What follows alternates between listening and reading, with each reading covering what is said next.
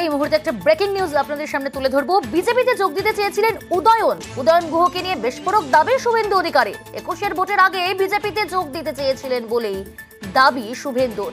দিনহাটার সভা থেকে এমনটা দাবি করলেন। কি বলেছেন শুভেন্দু অধিকারী শুনুন।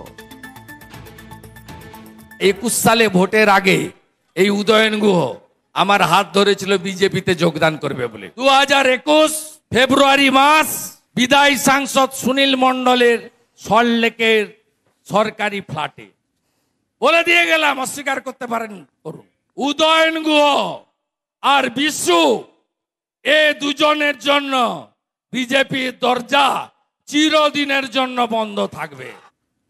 এই মুহূর্তে টেলিফোন লাইনে আমরা পেয়ে গিয়েছি উত্তরবঙ্গ উন্নয়ন মন্ত্রী উদয়ন গুহকে। আপনাকে স্বাগত জানাই নিউজ 18 বাংলায়। উদয়ন বাবু, আপনি নাকি বিজেপিতে যোগ দিতে চেয়েছিলেন 21-এর ভোটের আগে, এমনটাই দাবি তুলছেন শুভেন্দু অধিকারী। শুভেন্দু অধিকারী দাবি করছেন, তা আমার প্রথমে তো মনে হচ্ছে যে ও হয় পাগল হয়েছে এই গরমে, আর না হলে গাঁজা টাজা সেবন করে বক্তব্য রাখতে উঠেছে। 21 সালের বিধানসভা নির্বাচনের আগে যদি আমি বিজেপিতে যোগ দেওয়ার ইচ্ছা প্রকাশ করে থাকি, তাহলে 21 সালের বিধানসভা নির্বাচনের সময় ও যখন দিনাটায় বিজেপির প্রার্থীর হয়ে প্রচার করতে এসেছিল, তখন তো একবার ওই কথাটি বলেনি। বিধানসভা নির্বাচনের আগে বিজেপিতে ঢুকতে চেয়েছিলাম, ও বলেছে আমি ওর হাত ধরে নাকি বিজেপিতে ঢুকতে চেয়েছিলাম। যে নিজে অন্যের পা ধরে বিজেপিতে ঢুকেছে তার হাত ধরতে যাবো কেন? আমি যদি বিজেপিতে যেতে চাইতাম তাহলে আমি সরাসরি বিজেপি নেতাদের সাথে যোগাযোগ করতাম। ওর মাধ্যমে বিজেপিতে যাওয়ার তো আমার কোনো দরকার ছিল না। তাহলে কি মনে হচ্ছে উদয়ন বাবু, 21-এর ভোটের আগের কথা তুলছে 2024-এর লোকসভা নির্বাচনের আগে? সেটাই তো বলছি যে 21-এর ও এলো, তখন একবারও বলার প্রয়োজন মনে করলো না, তখন একবার বলার দরকার হলো না। আজকে বলতে হচ্ছে যে পায়ের তলায় মাটি নেই, বাজারে কোনো দাম নেই, সেই অবস্থায় ওর মস্তিষ্ক বিকৃতি হয়েছে, না হলে গাঁজা খেয়ে এসে মঞ্চে উঠেছে।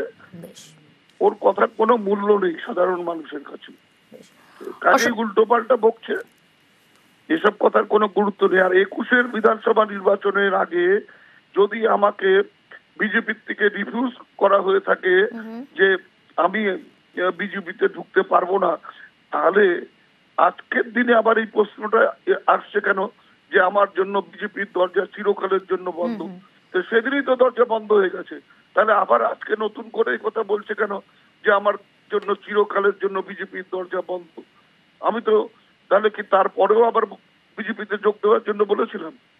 আমি জীবনে কখনো সুনীল মণ্ডলের সরকারি ফ্ল্যাট, বেসরকারি ফ্ল্যাট বা ওর বাড়িতে জীবনে কখনো যাইনি। সুনীল মণ্ডলও আমার বাড়িতে জীবনে কখনো আসেনি। কাজেই এইসব কথা নির্বাচনের আগে গরম গরম কথা বলে দিনহাটার মানুষকে বিভ্রান্ত করবার চেষ্টা হচ্ছে। এসব কথা বলে কোনো লাভ হবে না। অসংখ্য ধন্যবাদ।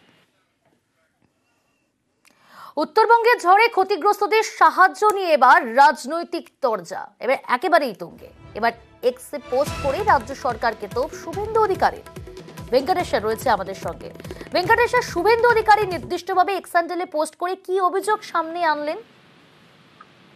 দেখো, রাজ্যের বিরোধী দলনেতা শুভেন্দু অধিকারী দাবি করেছেন যে চলতি মাসের 9 তারিখে জাতীয় নির্বাচন কমিশনের তরফ থেকে সংশ্লিষ্ট প্রশাসনকে জলপাইগুড়ির যে ঝড়ে ক্ষতিগ্রস্ত তাদেরকে ক্ষতিপূরণ বা অন্যান্য সুযোগ সুবিধা দেওয়ার অনুমতি দিয়েছে।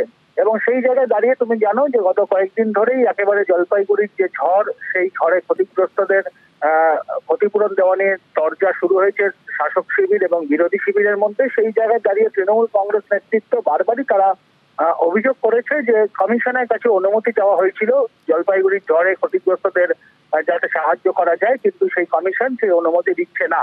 সেই জায়গাটাকেই হাতিয়ার করে শুভেন্দু অধিকারী সেই শাসক দলের অভিযোগ উড়িয়ে দিয়ে তিনি এক্স হ্যান্ডেলে দাবি করেছেন যে 9 তারিখে চিঠি দিয়ে অনুমতি দিয়েছে এবং তৃণমূল কংগ্রেস নেতৃত্ব ভোটের আগে রাজনৈতিক ফায়দা তুলতেই এই ধরনের মিথ্যাচার করছে, এমনটাই অভিযোগ করেছেন শুভেন্দু অধিকারী।